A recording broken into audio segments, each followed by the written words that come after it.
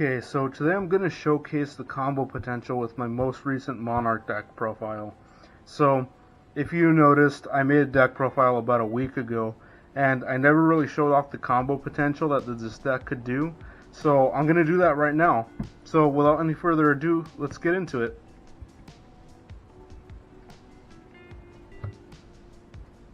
I did cite in a few things which I will show on screen, like the names of what I did cite in and what I did cite out, just so we can optimize combo potential, because the build I had was kind of, I guess if you were going second, so since we're assuming we're going first, I guess I need to cite in more cards to make it more, I guess, combo centric for this video. But this deck, I mean, get used to it not making too many long, extravagant combos, because this deck is just mainly meant to lock down your opponent, and it's not really meant to do like long, extended terms like you're used to. So this is our first hand, and as you can see, we already got Domain, and that's mainly what we're going for. So this is kind of like a, well, not a perfect hand, but this is a really good hand. So what we could do, we'll start off by playing Yugioh, the Heavenly Squire. And then, since we normal summoned her, we can go and fetch Yugioh off of her effect. And so now that we've normal summoned Yugioh, we can tribute, send him to the grave, and we can summon Vanity's Fiend. So we pretty much already have our opponent locked down in terms of special summoning. And since we have a tribute summon monster on the field, we can just go ahead and smack down Domain. So right there, your opponent's already locked and they can't really do much of anything. And we've got Ether, the Heavenly Monarch, so if they try to pull anything on their main phase, they're pretty much going to get it coming. And the best thing we could do is we could put that face down, so in case they try to attack us in the off chance, we can always spring Monarch Stormforth on them. So yeah, that's pretty much the basic lockdown for the first combo that I'm showing off right now. Okay, so yeah, just like I said, that was really short. So now to showcase other test hands, I guess you could say. Okay, so for this test hand, we already got Vanity's Fiend in our hand. And this is pretty good already. We have Tenacity, so we're gonna go ahead and activate that first. So we'll just reveal Erebus from our hand, so we can go search out a spell or trap card. And ideally, we're gonna go search out. You're gonna want to search out Domain. So there you go.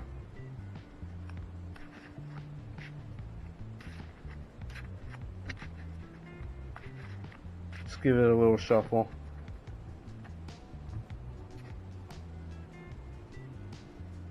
Okay, so now that we have that in our hand, we can already just send this to the grave, and then we can slap down Domain, and now we can activate Reasoning. So this is how we're going to potentially set up for Vanity's Fiend. So they're going to assume we're running Monarchs at this point, so let's say they say they're gonna call level 8. So, oh, and what do you know? Karaz can normal summon him. So, well, actually, special summon him.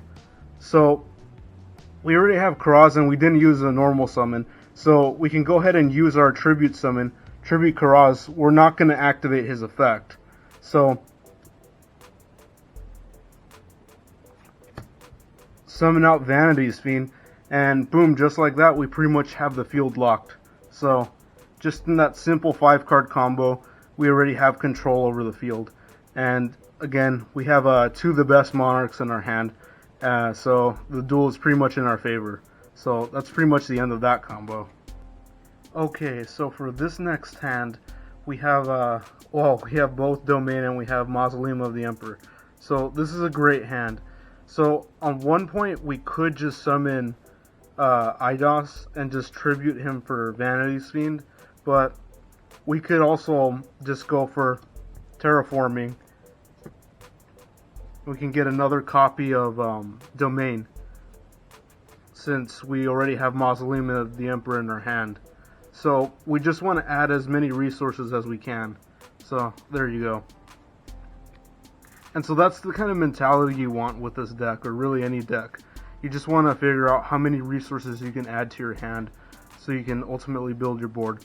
So although another Domain in our hand isn't going to do too much for us, it's just, I mean, it can't really hurt. So that's why you can activate Terraforming first. So this goes to the grave. And so to make things more interesting, you can play Mausoleum of the Emperor, and we can activate its effect.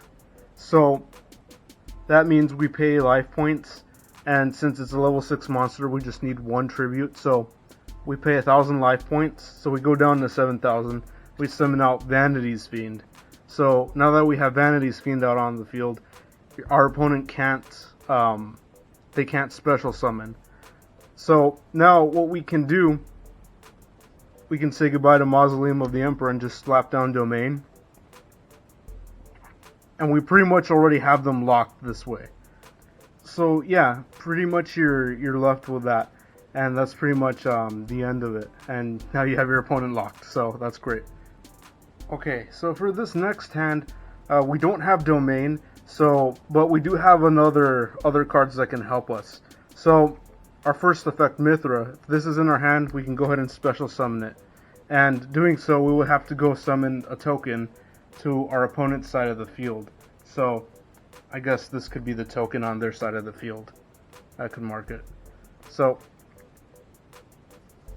just so I can get that in frame. And I can go ahead and summon Reinforcements of the Army. Well, not summon it, play it. So we can go add another Edea to our hand. So once that resolves, that goes to the grave. And then, sure, why not? Let's just go ahead and summon Edea. So we can go summon out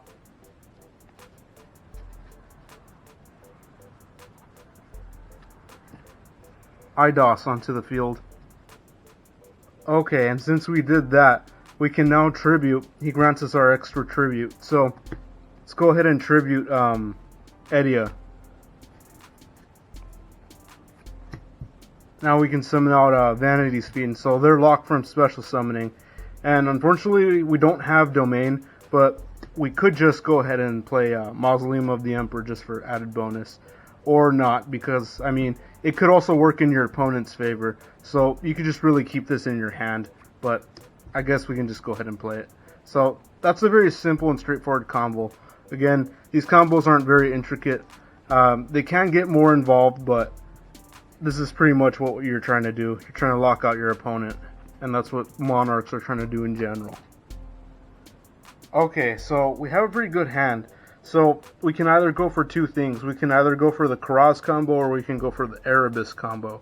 So we're going to go for the Erebus combo first. So what we're going to do, we're going to play Reasoning, and our opponent, let's say they call, like, at this point they don't know what we're using. So let's say they call 4. Okay, and so first card off the top of the deck, it's not a level 4. So we can go ahead and special summon it. Alright, so we have Mithra on board, and we haven't used our normal summon or tribute summon. So you may be wondering, we have one card on board, so one monster. So we can summon Karaz, but we can't really summon Erebus. But yes, we can, because we have Domain. So we'll play Domain, and we'll activate its effect to reduce Erebus's level by 2. So that way we can tribute the 1, summon out Erebus. And so now that we've tribute out Erebus, or tribute summon for Erebus, we can send 2 Monarch cards, spells or traps, with different names from our deck to our grave. So we're going to send Pantheism, and we're going to send Prime Monarch to the graveyard. And so once we've done that, we'll go ahead and banish Pantheism. So we can go ahead and we can use the effects a Pantheism, so we can choose like 3 cards for our opponent to choose from, and they get to add 1 to our hand. So let's get the other Pantheism.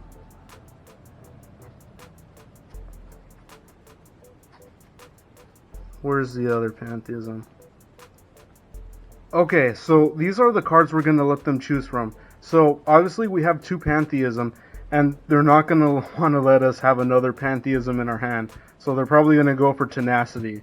So at least that, from their perspective, it would be the smart choice for them to do it. So with that, you just shuffle the other copies back into your deck. And so once you've done that, well, now we can activate Tenacity. We can reveal Karaz. So we can go search out another card. And we'll go ahead and search out Pantheism anyway. So they didn't let us have a... It didn't really let us have a Pantheism, so we searched it out instead. So now that this is in the grave, we have Pantheism in our hand. We can go ahead and activate Pantheism. So we need to send 1 Monarch spell or trap, and perfectly enough we have Monarch's Erupt. So we'll send that to the grave, and then we can go ahead and draw 2 cards.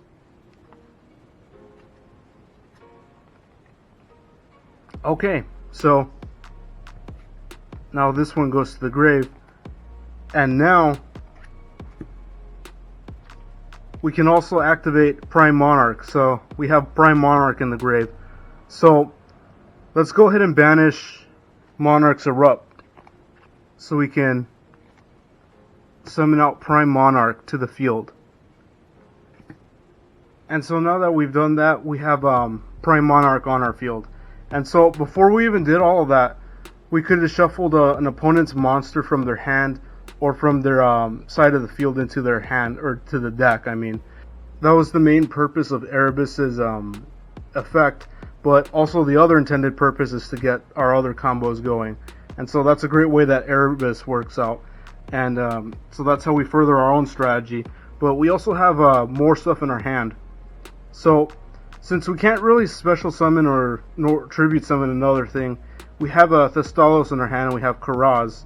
So since we have other stuff in our hand, we can't really do anything with these, but we can use it on our next turn. So at most we can just set that face down, and that's pretty much our turn. So we pretty much have them locked out of the game from summoning from their extra deck with Domain, since we have him on board. And so that's pretty much the strategy here.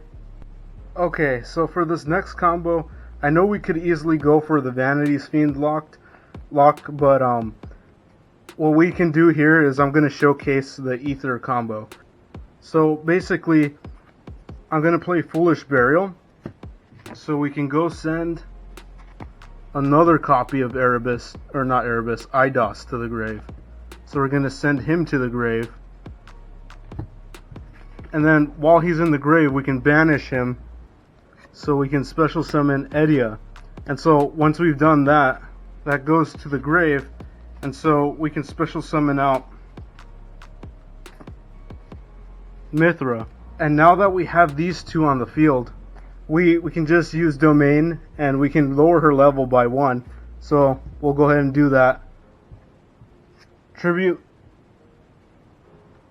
Mithra, summon out Ether, so we can go send 2 Monarch spells or traps from our deck to the grave. So I'll go ahead and send Prime Monarch, and I'll send Pantheism. And once you throw the 2 Monarch spell or trap cards into your graveyard after Ether's effect, you can then summon a basic Monarch, which has 2400 attack and 1000 defense. So we're going to summon Karaz. And then using Karaz's effect, we can destroy Edia, and we can draw 1 card. So we drew Ether. So now that we have that in place, you have to remember we have our 2 speller traps. So we can go banish Pantheism, and then we can go ahead and we can give them a choice on which cards they want to pick. So obviously they're not going to pick Pantheism, so they're going to let us have Monarchs Erupt because they don't want us to draw 2. So, Monarchs Erupt. And once that happens, we've pretty much resolved our combo here. So, we can pretty much set one card face down, and then Karaz returns to our hand because of Aether's effect. And so, that pretty much sums up our turn. So we have 4 cards going into the next turn, and then we have Monarchs Erupt, which we can use to stop their monster effects. So that's pretty much the effect. Again, you could have gone for Vanity Spin like I said before, but I wanted to showcase the Aether effect. So that's why. So yeah, that pretty much wraps it up for this combo tutorial. And so these were just some of the combos you can do with this deck. Obviously there's going to be more if you have a real opponent, or if you're going second. But these were just the combos I wanted to show for going first. And I side decked accordingly. And of course you're going to have to figure that out on your own based on how you build your side deck. So that's pretty much how Monarchs work for the deck that I build. And I hope you've enjoyed it. And I hope you picked up some ideas for your own build if you decide to make your own Monarch build. And with that, that pretty much wraps it up for this video. So thank you for watching, and goodbye. Take care. If you would like to support more content like this in the future, you can do so at my Necromancer 1040 Patreon link down below. I normally post it in the description, and you can check it there along with the other cool things I normally post down below. And with that, thank you so much for watching, thank you so much for your support, and I'll catch you in the next one. Alright, take care.